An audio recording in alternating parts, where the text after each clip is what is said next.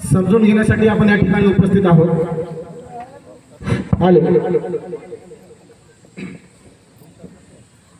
जगातील सर्वात ज्ञान संपन्न, कीर्ती संपन्न, सौंदर्य संपन्न राजपुत्र तथागत सम्यक संबुद्ध मृत्यूच्या मैदानात मर्दाच्या मनगटाने आणि देहाच्या झुंजीने झुंज करणारे छत्रपती शिवाजी महाराज, काळ्या छातीवर अभिमानाची दरी कोरणारे विठू माझा लेकुरवाळा, सांगे गोपाळांचा मेळा अशा सांगणाऱ्या संताची संतभूमी, जुन्या जातीवाद्यांच्या विरोधात दंड थोपटून बंड पुकारणारे महामानव महात्मा ज्योतिराव फुले,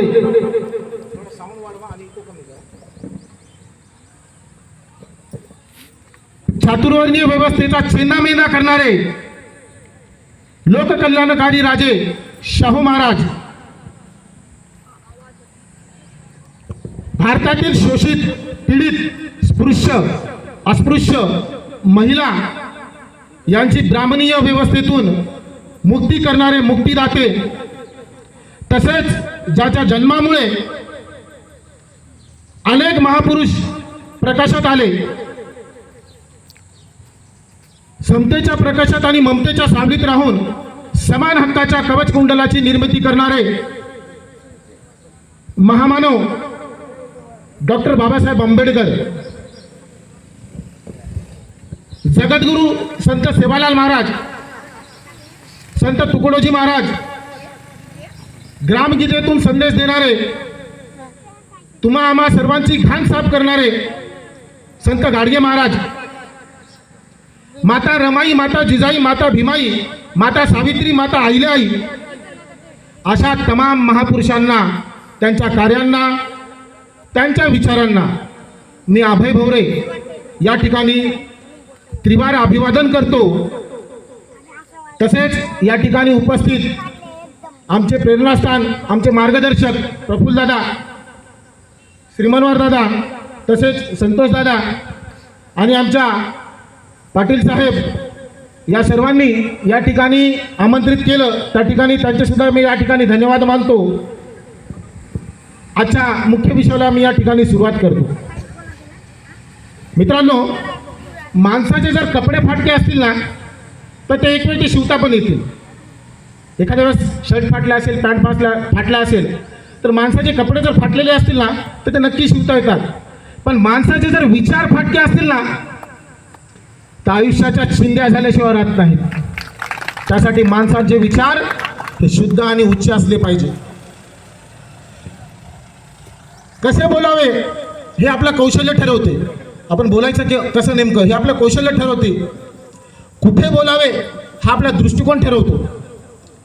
किती बोलावे हे आपला विचार ठरवतो. बोलावे किंवा नाही किंवा कसं बोलावं या सगळ्या गोष्टीवर आपला संयम आणि आपले संस्कार ह्या दोन गोष्टी आपल्याला ठरवतात. जिथं आपली चूक नाही तिथं अजिबात चुकायचं नाही. जिथं आपली चूक नाही तिथं झुकलंच नाही पाहिजे. आणि ज्या ठिकाणी आपल्याला सन्मान मिळत नाही त्या ठिकाणी आपण अजिबात थांबलं नाही पाहिजे. जगामध्ये कधीही कुठे चुकला नाही आणि कधीही कुणापुढे झुकला नाही असा एकच बापाचा बाप म्हणजे डॉक्टर बाबासाहेब आंबेडकर. कधीच कुणापुढे चुकला नाही, कधीच कुठे चुकला नाही आणि कधीच कुणापुढे झुकला नाही. त्याचं नाव म्हणजे डॉक्टर बाबासाहेब आंबेडकर. आई भीमाईच्या पोटी जन्मला एक तेजस्वी तारा. आई भीमाईच्या पोटी जन्मला एक तेजस्वी तारा, अवघ्या जगाचा प्यारा असा होता माझा भीमराया. प्रजेचे दुःख जाणणारा, परस्त्रीला आई मानणारा, नव्हती सीमा त्याच्या पराक्रमाला, शौर्य आणि स्फूर्तीचा झरा असा होता माझा भीमराया. जुलूम आणि अत्याचाराने त्रस्त होती जनता, दावली प्रकाशाची वाट, दूर केला अंधार सारा असा होता माझा भीमराया. दीक्षाभूमीवर घेतली प्रतिज्ञा, घेतले लाखो जनतेला सोबतीला, बौद्ध धम्माचा पाया रोवला असा होता माझा भीमराया. शत्रूंशी लढण्या, रयतेच्या कल्याणाला झिजविला आपला देह सारा, ज्याचे स्वप्न सरितेचा बहुजन किनारा, असा होता माझा भीमराया. हातात धरून लेखणीची तलवार, हातात धरून लेखणीची तलवार, शत्रूच केले ठार. झेंडा फडकवला पंचरंगी, सोनेरी पान जोडले इतिहासाला, असा होता माझा भीमराया. मित्रांनो, बाबासाहेब म्हणजे नेमके काय हो?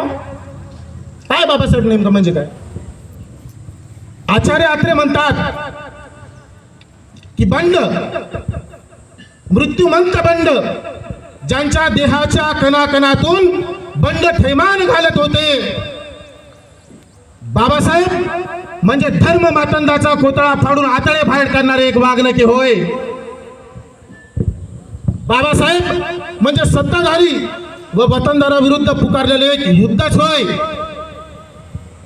बाबासाहेब म्हणजे बाबासाहेबच, दुसरा शब्द उच्चारायला जीभ तयार होत नाही, एवढं सामर्थ्य त्या बाबासाहेब आंबेडकरांच्या नावातच होतं. आणि म्हणून बौद्ध धम्माची दीक्षा घेऊन हजारो अनुयायांना संपूर्ण जगाला विज्ञानवादी धम्म अमृताप्रमाणे प्रदान केला. बाबासाहेबांनी तथागत गौतम बुद्ध यांनी सांगितलेल्या पंचशिलेचे आचरण करून आपणास याची ताकद समजून सांगितलेली आहे. खूप सांगितलं आपण बाबासाहेब, सांगितलं ना आजपर्यंत, घरोघरी आपण लेकराला सांगतच आलो. खूप सांगितलं आपण बाबासाहेब, खूप ऐकलं आपण बाबासाहेब. मला सांगताना तर छान वाटतेच, पण तुम्हाला ऐकायला खूप छान वाटत असेल, आहे ना? खूप सांगितलं आपण बाबासाहेब, खूप ऐकलं आपण बाबासाहेब. ऐकतानाही खूप छान वाटते आणि सांगायलाही खूप छान वाटते, बरोबर ना? पण तरी नेमकं डॉक्टर बाबासाहेब आंबेडकरांना अपेक्षित काय होतं हे सुद्धा तपासणं तेवढंच महत्त्वाचं आहे. नुसतं ऐकताना बाबासाहेब छान वाटला आणि सांगताना बाबासाहेब छान वाटला, इथपर्यंत बाबासाहेब मर्यादित नाहीत, इथपर्यंत मर्यादित नाहीत. नेमकं बाबासाहेब आंबेडकरांना काय अपेक्षित होतं हेही तपासून पाहणं तेवढंच महत्त्वाचं आहे. मित्रांनो, मी आपलाच आहे, बोलण्याच्या ओघामध्ये कमी जास्त होते, थोडंसं वास्तववादी बोलणारा माणूस आहे मी, त्याच्यामुळे थोडंसं सांभाळून घ्या. डॉक्टर बाबासाहेब आंबेडकर म्हणाले की माझ्या नावाचा जय जयकार करण्यापेक्षा, माझ्या नावाचा जय जयकार करण्यापेक्षा जे टार्गेट मी तुमच्या समोर ठेवलेलं आहे त्या टार्गेटला तुमच्या प्राणाची, तुमच्या जीवाची बाजी लावा. बाबासाहेब म्हणाले की जे टार्गेट मी तुमच्या समोर ठेवलेलं आहे त्यासाठी तुम्ही प्राणाचे आणि जीवाचे बलिदान द्या.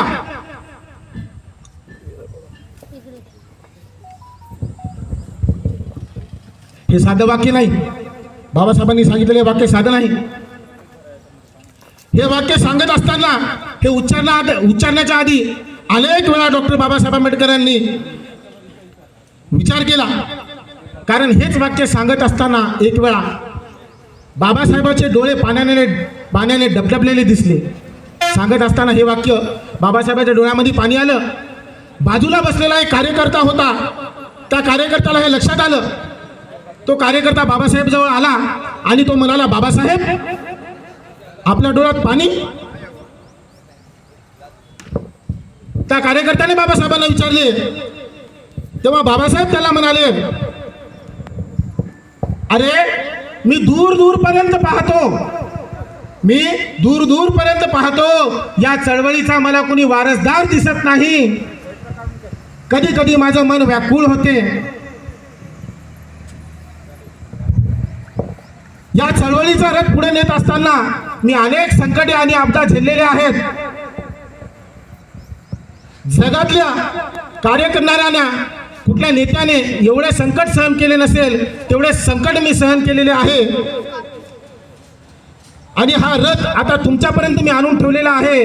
आणि आता जर हा रथ मागे गेला, परत मागे गेला, तर येणाऱ्या पुढच्या पिढीला हे सहन होण्यासारखे अजिबात नाही. म्हणून बाबासाहेबांच्या डोळ्यात त्या दिवशी पाणी आलं होतं. पण आपण बाजूला बसलेला कार्यकर्त्याने हे शब्द ऐकले, नानक चंद्र ऋतूने हे त्यांचे शब्द शब्दबद्ध केले. वाचलं पाहिजे आपण कधीतरी, पण आपण कधी वाचत नाही. वाचलं पाहिजे. चारिक भिक्कवे चारिकम बहुजन हिताय बहुजन सुखाय. चारिक भिक्कवे चारिकम बहुजन हिताय बहुजन सुखाय. हाती न घेता तलवार बुद्ध राज्य करी जगावरती. यासी कारण प्रचार प्रभावशाली. आणि म्हणून your on creator of your destiny, म्हणजेच तूच आहे तुझ्या जीवनाचा शिल्पकार. या चळवळीच्या माध्यमातून विचार करणे खूप गरजेचे आहे, कारण मुळात एक एक माणूस जोडणे हा चळवळीचा आपला विषय आहे. पण दुर्दैवाने पदरी निराशा पडते. ज्या तरुणांच्या विचारावर आणि खांद्यावर या देशाचे भविष्य उभे आहे, या परिवर्तनाच्या चळवळी टिकून आहेत, पण या चळवळीमध्ये कार्य करत असताना नेहमी कार्यकर्त्याला 2 बक्षिसे मात्र नक्की हमखास भेटतात. चळवळीमध्ये कार्य करणाऱ्याला 2 बक्षिसे हमखास भेटतात. त्यातल्या त्यात प्रामाणिक कार्य करणाऱ्याला तर 2 आहेतच. एक म्हणजे टीका आणि दुसरं म्हणजे विरोध. या 2 गोष्टीला जर घाबरून एखादा कार्यकर्ता जर मागे राहिला तर बाबासाहेबांनी ठेवलेल्या टार्गेटला आपण कसं पुढे नेणार आहात. पण या सर्व गोष्टीला बाजूला ठेवून जसे आज मांडवी सर्कलमध्ये या कार्यकर्त्यांनी एवढा मोठा सोहळा या ठिकाणी संपन्न केला आहे, असे काही कार्यकर्ते मात्र नक्कीच असतात. आणि हे चळवळीचे जे कार्यकर्ते आहेत या टीका आणि विरोधाला न जुमानता एवढा मोठा कार्यक्रम या ठिकाणी आपल्यासमोर घडवून आणतात. आणि या सगळ्याला दूर करून एक सच्चा आणि प्रामाणिक कार्यकर्ता सुद्धा तयार झालेला आहे. आणि तो कार्यकर्ता म्हणजे कधीही विकला न जाणारा. कारण प्रामाणिक कार्यकर्ता जीवनामध्ये सगळ्या गोष्टीची तडजोड करेल, पण स्वतःला कधी विकू देणार नाही. कारण शेर कभी बिकते नहीं कुत्तों के बाजार में. शेर कभी बिकते नहीं कुत्तों के बाजार में, और बिकने वाले कभी टिकते नहीं बाबा साहेब की दरबार में. बाबा साहेब की दरबार में डुप्लिकेट तिकीटच नाही, डुप्लिकेटला या ठिकाणी चान्सच नाही. इथं पाहिजे फक्त सच्चा आणि प्रामाणिक कार्यकर्ता. आजचा तरुण हे उद्याचे भविष्य आहे. पण आजचे हे तरुण, मी प्रत्येकाबद्दल बोलत नाहीये, काही 2% असतात, काही प्रामाणिक सच्चे कार्यकर्त्याबद्दल मी आत्ताच तुम्हाला बोललोय. पण आजचा तरुण व्यसन आणि वासनेमध्ये फसलेला आहे. काही वेळा आज अशी एक विनोद आलेला होता, छोटासा आठवला म्हणून सांगतो. गावामध्ये आजच्या तरुणाची परिस्थिती सांगतो. गावामध्ये एखादी नवीन मुलगी आली की जणू काही सगळं गाव त्यांना विधानसभेसारखं वाटू लागते. एखादी नवीन पोरगी गावात आली की गाव सगळं त्यांना विधानसभेसारखं वाटू लागतंय. आणि एखादी ती पोरगी जर त्या मुलाकडे बघून हसली की त्याला आमदार झाल्यासारखं वाटतंय. त्या पोरीने जर समजा चुकून त्याला होकार दिला तर त्याला मुख्यमंत्री झाल्यासारखं वाटतंय. आणि चुकून जर त्याला तिच्यासोबत लग्न केलं की मग त्याला घोटाळा केल्यासारखं वाटतंय. अशी परिस्थिती आहे. आजच्या तरुणाची अशी अवस्था आहे. समाजामध्ये बरेच आंधळे भक्त तयार झालेले आहेत. राजकीय लोकांसाठी वेळ प्रसंगी एक वस्तू म्हणून वापरल्या जात आहेत आजचे तरुण. कितीतरी हल्ले आणि कितीतरी दंगलीमध्ये आपली पोरं जेलमध्ये गेली. वास्तव आहे ना? कितीतरी हल्ले आणि दंगलीमध्ये आपली पोरं जेलमध्ये गेलीत. का? विचाराचं प्रबोधन नाही, अजिबात विचाराचं प्रबोधन नाही. आंधळेपणानं भक्ती करायला लागला माणूस की विचाराची राख रांगोळी होते. आणि नेमकं तसंच होत आहे. आजचा तरुण नेमकं बाबासाहेबांचे अनुयायी आहेत तरी कुठं? बाबासाहेबांचे अनुयायी दिसतात का? बाबासाहेबांचे अनुयायी नेमकं आहेत तरी कोण? एखादी वेळेस बाबासाहेबांचा खरा अनुयायी भीमजयंती साजरी करणार नाही, कधी महामानवांच्या प्रतिमेला पुष्पहार अर्पण करणार नाही. पण महापुरुषांनी सांगितलेले तत्व आणि पंचशील बुद्धाच्या जीवनात तो परिपूर्ण पालन करतो, त्यालाच आपण खरे अनुयायी म्हणलं पाहिजे. मित्रांनो, वाईट वाटतं, आमच्या खिशात महामानवांच्या विचारांचे पाकिट नाही, पण देशी दारूच्या बाटल्या मात्र दिसायला लागल्या. आहे का? आपल्या खिशात महामानवांचं पाकिट नाही, पण देशी दारूच्या बाटल्या मात्र दिसायला लागल्या. मी प्रत्येकाला दोष देत नाही, सगळे माझेच बांधव आहात, पण समाजामध्ये 4-2% कार्यकर्ते तरी नक्की असेच असतात. शिवाजी महाराजाची जयंती आली की जय शिवाजी जय भवानी, यावरे शिला की जवानी. भीम जयंती जय भीम घोषणा देत भीम जयंती साजरी करती, बाटल्याच्या सांगती. हे सांगून गेलं का बाबासाहेबांना? बाटल्या घेऊन जयंती करा म्हणून सांगलं बाबासाहेबांना? बाबासाहेबांची जयंती साजरी करण्यासाठी आपल्याला बाटल्याची गरज नाही भाऊ. बाबासाहेबांच्या आज आपण मोठे मोठे बॅनर बघतो, मोठे मोठे फ्लेक्स बघतो, त्याच्या बाजूला बाबासाहेब आंबेडकरांचे फोटो, बारीक छोटे कार्यकर्त्याचे फोटो मोठो. अरे तुमची त्या बॅनरवर फोटो टाकायची सुद्धा लायकी नाही. त्या महामानवांच्या बाजूला नाही, त्यांच्या खाली सुद्धा तुमचा फोटो बसण्याची तुमची लायकी नाही. तरी सुद्धा बाबासाहेब आंबेडकरांचे छोटे आणि आपले मोठे, एवढे मोठे आपण नाही झालो. शिकलं पाहिजे आपण. मावळ्यांनो, आपण विचार केला पाहिजे, व्यसनापासून आपण दूर राहिलं पाहिजे. बाबासाहेबांनी सांगितलेला विचार शिका, संघटित व्हा, संघर्ष करा. आज आपण IAS IPS सायंटिस्टकडे आपण वळालो पाहिजे. आपण वळतो कुठं? इकडं, नाही तर गावभर येडा. सायंटिस्ट झालो पाहिजे, IPS झालो पाहिजे, अधिकारी झालो पाहिजे. पण आजच्या ज्या तरुणाकडे बघून, IAS झालेल्या सायंटिस्टच्या तरुणाकडे बघून, आपल्यासारख्या तरुणाकडून बघून आपल्या मागची येणारी पिढी आपला आदर्श घेतला पाहिजे. आपल्याला विनंती आहे, reading is a strong weapon of strong revolution. म्हणजेच वाचन हे क्रांतीचे सर्वात मोठे हत्यार आहे. सर्व बांधवांनी आपल्या स्वतःसहित आपल्या मुलांबाळावर वाचनाची संस्कृती रुजवली पाहिजे. वाईट वाटते मित्रांनो, मी कुणाचा अपमान करीत नाही, पण अंतिम सत्य हेच आहे, वास्तव आहे. जग काळाच्या वेगाने खूप पुढे जात आहे आणि त्या वेगामध्ये आपण खूप मागे पडलेलो आहोत. सर्वांनाच माहीत आहे की वास्तव काय आहे ते. आणि ज्यावेळेस हे वास्तव बदलण्यास आपण सुरुवात करील, त्यावेळेस डॉक्टर बाबासाहेब आंबेडकरांनी बघितलेल्या त्या समाजशील, प्रगतशील समाजाची निर्मिती होण्यास सुरू होईल. बाबासाहेब आंबेडकर हे एका झोपडीत राहायचे.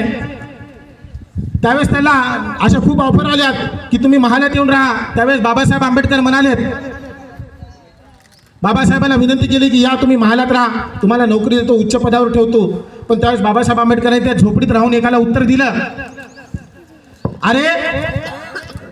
अरे झोपडीत राहून मी ताजमहलमध्ये राहण्याची स्वप्ने बघणार नाही.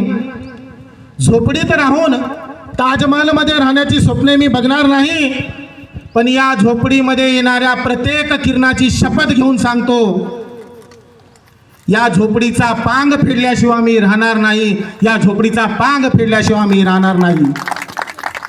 आपण आपल्या झोपड्यांचा पांग कधी फेडणार? आपल्या झोपड्यांचा पांग फेडला पाहिजे. इतराविषयी प्रेम असायला पाहिजे. या ठिकाणी बोलण्यासारखं खूप आहे, पण या ठिकाणी चिठ्ठ्या येत आहे. आज आपण सर्वांनी एकत्र येण्याची खूप गरज आहे. जातपात न मानता विज्ञानवादी धम्माचे आचरण आपण मनापासून केलं पाहिजे. पण आपण कधीच धम्माला उच्च स्थान न देता आपण आपल्या मनाचा कारभार करतोय. त्या ठिकाणी दोनच वळी मी सांगून या ठिकाणी आटोपते घेतो. आजचे वास्तव दोन शब्दात सांगतो. हरवला बुद्ध माझा देवाच्या गर्दीत, हरवला बुद्ध माझा देवाच्या गर्दीत, वागतो समाज माझा स्वतःच्याच मर्जीत. जाण नाही कोणा आता भीमाच्या त्यागाची, चढली सगळ्यांना नशा आता कागदी नोटाची. नवस करतो, बोकडे कापतो, पितो दारू, खेळतो जुगार, करतो मांसाहार. कळलंच नाही मला मी बुद्ध की हिंदू महार. जेवढा शिकलो तेवढाच चुकलो, बुद्धाच्या शिलाला अजूनही मुकलो. टिळा लावतो, चंदन लावतो, सणावाराला देवाकडे जातो, उपास तापास करून करतो स्वप्न साकार. कळलंच नाही अजून मला मी बौद्ध का हिंदू महार. पनवती लागते, गरिबी येते, जेव्हा होतो संसाराचा खोळंबा, तारतो तेव्हा मजा येऊन देव माझा खंडोबा. सुख दुःखाला देव देवतेलाच आमंत्रण देतो आणि अजूनही आंबेडकरी विचार डोक्यात माझ्या नाही आले. मंदिरात जाऊन दर दिवशी चढवतो देवावर पुष्पहार. कळलंच नाही अजून मला आम्ही बौद्ध हिंदू का महार. बाप नाचतो देवापुढे, आई करते आरती, काय होईल संस्कार मुलांबाळावरती. देवाची आरती तोंडपाठ झाली, पण बुद्धवंदना मात्र अजून घरी नाही आली. आली का? नाही आली. हातात आहे मोबाईल, विचार मांडले शुद्ध. हातात मोबाईल घेऊन विचार मांडले शुद्ध. विचारा कधी मनाला हो. समजला का तुम्हाला बुद्ध? बघा एकदा विचारून तुमच्या मनाला. करत आहे भंडारा, चालतो देवाला पायी, विहारात अजून मी कधी येत जात नाही. फेकून द्या रे आता तरी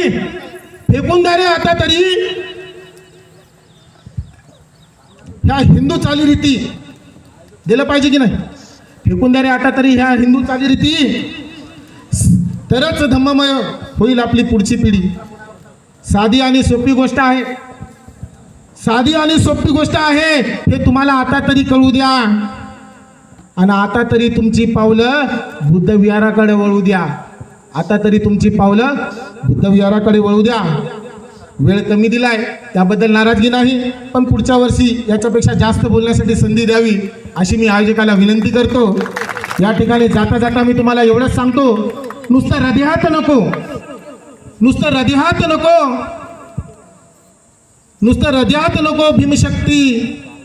भीमशक्तीचे सारे तत्व तुझ्या वागण्यात दिसू दे.